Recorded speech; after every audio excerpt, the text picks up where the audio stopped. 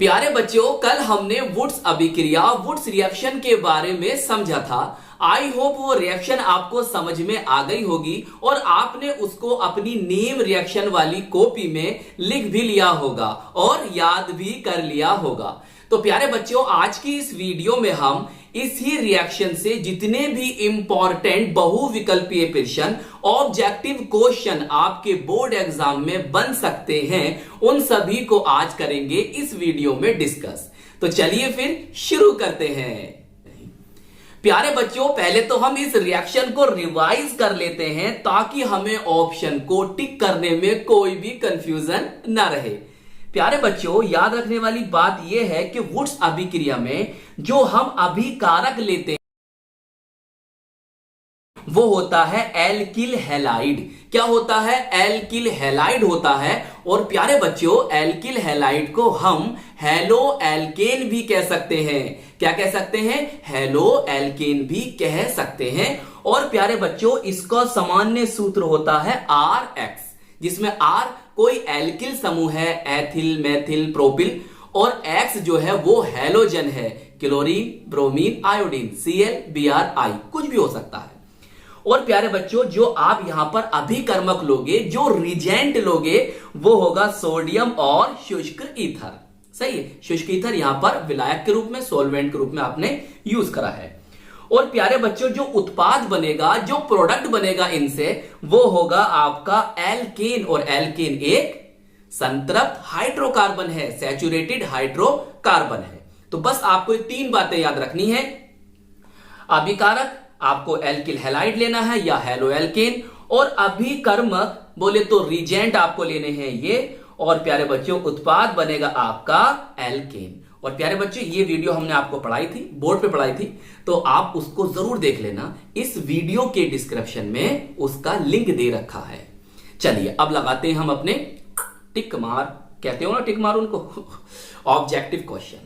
प्यारे बच्चों, पहला है हमारा कि वुड्स अभिक्रिया में प्रयुक्त अभिकर्मक है। अभी बताया है कौन होगा सर, ये होगा ए ऑप्शन, ठीक है।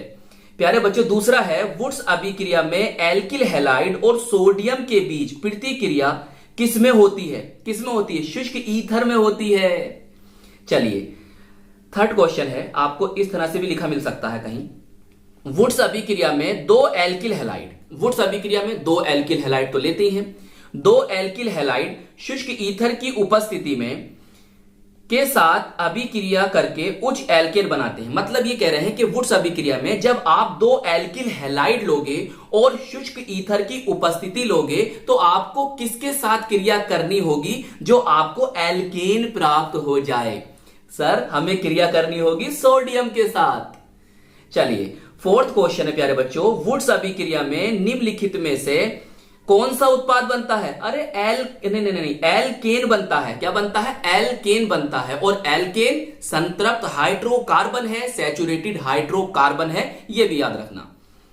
चलिए हमारा आता है फिफ्थ क्वेश्चन प्यारे बच्चों, वुड्स अभिक्रिया में निम्नलिखित में से किस विलायक का उपयोग किया जाता है? अरे शुष्क ईथर का, चाहे वो ईथर भी लिखकर दे सकता है। चलिए छठा क्वेश्चन है प्यारे बच्चों, वुड्स अभिक्रिया में एल्काइल हैलाइड या आप इसे बोल सकते हो एरिल हैलाइड को किसके साथ अभिकृत किया जाता है? देखो यहां पर इसने इस तरह से हमें ऑप्शन दिए हैं, तो ना तो जल है, ना मैग्नीशियम है, ना हाइड्रोजन गैस है, और वो तो कौन है अपनी Na है, सोडियम है। अब सोडियम का परमाणु क्रमांक कितना होता है मुझे बताना जरूर। तो प्यारे बच्चों, हमारा सातवां क्वेश्चन है, निम्नलिखित में से कौन सा यौगिक वुड्स अभिक्रिया द्वारा नहीं बनाया जा सकता? वो है प्यारे बच्चों मीथेन, बोले तो CH4। अब ये क्यों नहीं बनाया जा सकता, मैंने आपको समझाया था जब ये रिएक्शन पढ़ाई थी।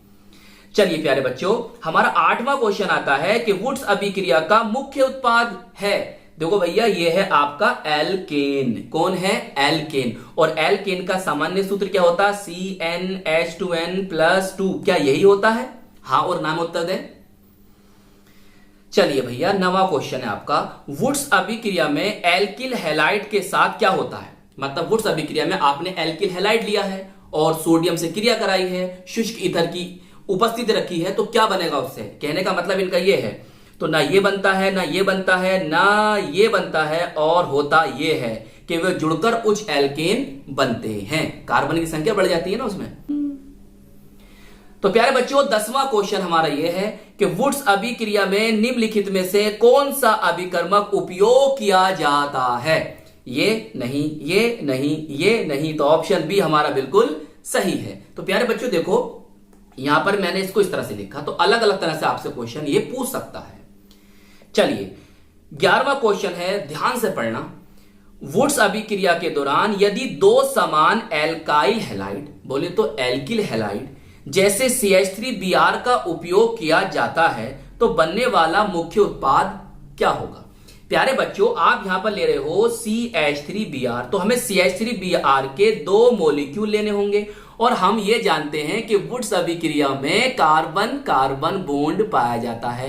कहने का मतलब यह है कि कार्बन चेन, कार्बन श्रृंखला लंबी होती है, तो बस इन दोनों को आप मिला दो तो क्या बनेगा सर?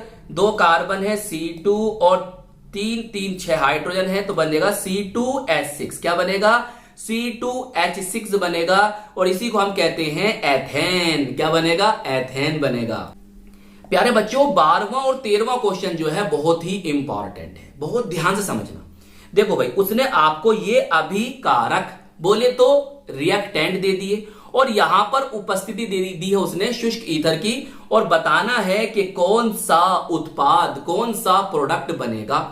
सर हमने देखा ये हमारे कौन है? अभिकारक है, उपस्थिति शुष्क ईथर की है, तो समझ जाओ ये कौन सी रिएक्शन है? वुड्स अभिक्रिया है। तो वुड्स अभिक्रिया में प्यारे बच्चों हमें इसके 2 मॉलिक्यूल लेने होंगे, 2 अणु लेने होंगे।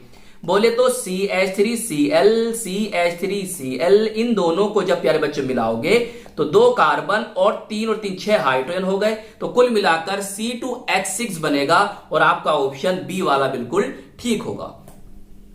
अब प्यारे बच्चों यहां पर ये इसने अभिक्रिया लिख कर दी है और पूछ रहा है ये कौन सी अभिक्रिया है, मतलब इसका नाम पूछ रहा है। आइए देखते हैं। हम देख रहे हैं ये हमारा एल्किल हैलाइड है, सर ये भी हमारा एल्किल हैलाइड है। हम यहां पर 2Na ले रहे हैं, शुष्क ईथर की उपस्थिति है, तो पूछने वाली बात ही नहीं है। कौन सी अभिक्रिया है? ये वुड्स अभिक्रिया है। वुड्स फीटिग, ये फीटिग होगा, फीटिंग नहीं फीटिग। वुड्स फीटिग अभिक्रिया नहीं, ये भी फीटिग होगा। फीटिग अभिक्रिया नहीं, कार्बिल अभिक्रिया नहीं, ये भी नहीं, ये भी नहीं, ये भी नहीं। हमारा ऑप्शन ए बिल्कुल ठीक है 100%। तो प्यारे बच्चों कल हमने पढ़ लिया था वुड्स अभिक्रिया के बारे में, आज हमने उसके कर लिए यहां पर इंपॉर्टेंट ऑब्जेक्टिव क्वेश्चन। तो आई होप ये वीडियो आपको बहुत पसंद आई होगी। फिर भी कैसे लगी हमें बताना जरूर और अपना ख्याल रखना, खूब मेहनत से पढ़ाई करते रहना। हम मिलेंगे आपको इसकी नेक्स्ट वीडियो में। जय हिंद, जय भारत।